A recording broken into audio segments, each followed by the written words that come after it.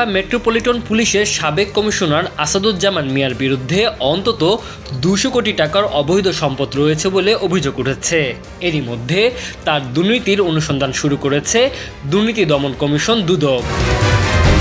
অভিযোগ আছে, ক্ষমতার অপব্যবহার করে অঢেল সম্পদের মালিক হয়েছেন আসাদুজ্জামান মিয়া, কিন্তু এখন পর্যন্ত দুদক মামলা না করায় অসন্তোষ জানিয়েছে বিশ্লেষকরা।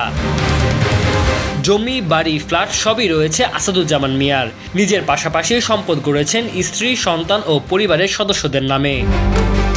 এখন পর্যন্ত অনুসন্ধানে পাওয়া তথ্য বলছে, বসুন্ধরা ও নিকুঞ্জ এলাকায় রয়েছে অন্তত 2টি বহুতল ভবন। ঢাকা মহানগর ও সাভারে অন্তত 4টি ফ্ল্যাট রয়েছে। এছাড়া ঢাকা, নারায়ণগঞ্জ, সাভার, গাজীপুর ও ফরিদপুরে অন্তত 20 একর আবাদি ও অনাবাদি জমির খোঁজ মিলেছে। 2টি পরিবহন কোম্পানি ও একটি আইটি ফার্মের সিংহভাগের অংশীদার তিনি। আসাদুজ্জামান মিয়া ও তার পরিবার এবং 5 আত্মীয়র বিরুদ্ধে অন্তত 200 কোটি টাকার অবৈধ সম্পত্তির অভিযোগ খতিয়ে দেখছে দুদক। দুদকের মহাপরিচালক বলেন, আসাদুজ্জামান মিয়ার সম্পদের বিষয় খতিয়ে দেখতে অনুসন্ধান টিম তদন্ত শুরু করেছে। কার্যক্রম অব্যাহত রয়েছে। অনুসন্ধানে প্রাপ্ত তথ্য উপাত্তের ভিত্তিতে পরবর্তী ব্যবস্থা নেওয়া হবে।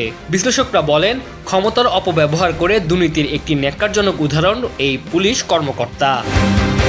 গত 11 সেপ্টেম্বর রাজধানীর মহাখালী থেকে গ্রেফতার হন আসাদুজ্জামান মিয়া। ডিএমপি কমিশনার থেকে অবসরে যান 2019 সালে। পরে জাতীয় নিরাপত্তা সংক্রান্ত সেলের প্রধান নির্বাহী কর্মকর্তা পদে নিয়োগ দেয় আওয়ামী লীগ সরকার। Tanzil Hasnat, MCTV, US.